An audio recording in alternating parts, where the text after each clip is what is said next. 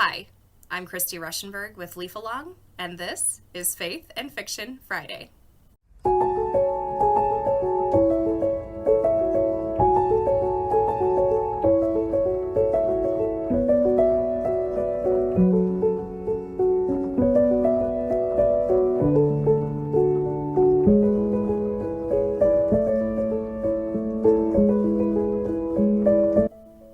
Last week we talked about my first step in the novel Path to Prayer, which is to pick a story.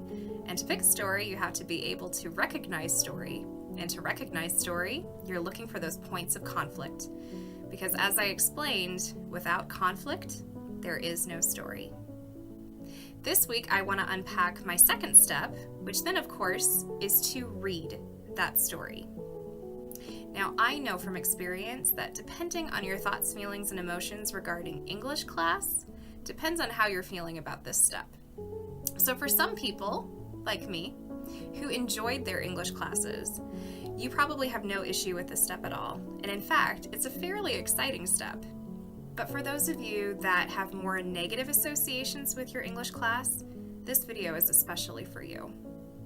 So if you have fear or trepidation, or maybe you're even a little bit intimidated or angry about reading, I want to make it really simple for you. So when you're reading, you're essentially doing three basic things. One, you're looking at what happens.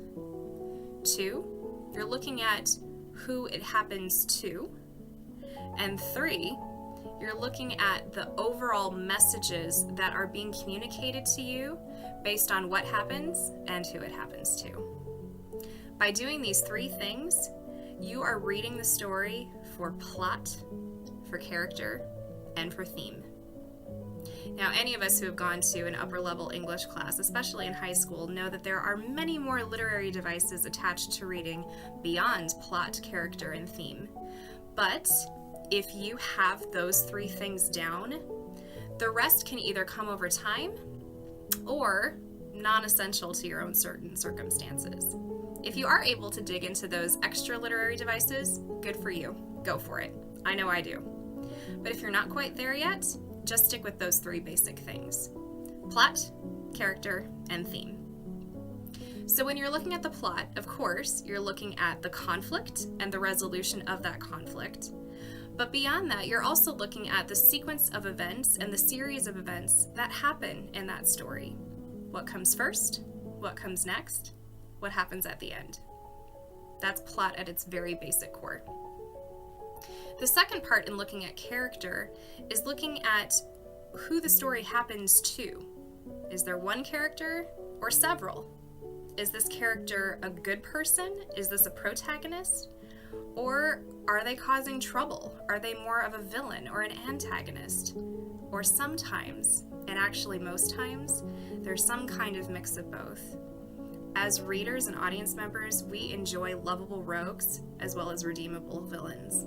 So sometimes there might be a mix of both good qualities and flaws in the characters that we meet. But as we're unpacking who those characters are and their identities, we're also looking at their personalities, what they like to do, what kind of person they are, what their actions and habits are, what their culture is, who they associate with, and all of those aspects of character. Finally, you're looking at the overall message or the theme that's being communicated to you through this story. What is the message that's being sent to you regarding life through this story that you're reading? Some of these messages are positive, but some of them might not be. That happens when you look at tragedies. Right now I'm reading a Shakespeare play with my students, and there's some real aspects of tragedy in that story that aren't necessarily uplifting, but it's still a theme, it's still a message about life. As an audience member and a reader, you get to decide whether or not you accept or reject that message. So just because a writer or an author or a creative person is communicating some sort of theme or message to you, doesn't mean you have to accept their premise or worldview. So when you're reading a story, those are the basic things that you're looking for. And of course, you can dig into other literary devices as well, depending on how much of a bibliophile you are. But if you're doing those three basic things, then you are reading and appreciating the story. Now, I would be remiss as a teacher to not also explain that to read doesn't necessarily mean that you're reading a book. Most of the time when we associate reading, we're looking at short stories or novels or plays, plays that are written down. But you can also read film, you can read music, you can read stage productions, you can read video games. Reading is not just looking at print text on a page. It's a lot broader than that. And for those of you that might be scratching your heads wondering what I'm talking about, let me ask you this. How many of you read sheet music? You're reading the notes on the page, you're reading the keys, you're reading the key signatures, you're reading the measures. All of that is part of reading. For those of you who might be architects and engineers, you read blueprints. For those of you who work in sporting occupations, you're looking and reading playbooks. Some of you read maps and diagrams. All of those are readings. Those of you who are scientists, you read charts and analytics and data. So all of those pieces are reading, even though you're looking at more visual elements. So reading is not necessarily limited to just print texts. You're looking and decoding a situation, and you are drawing conclusions and taking next steps and making recommendations because of those conclusions. Sometimes you hear the common phrase of reading a situation or reading the room. And for people who do that, you are looking at a situation and drawing conclusions from it.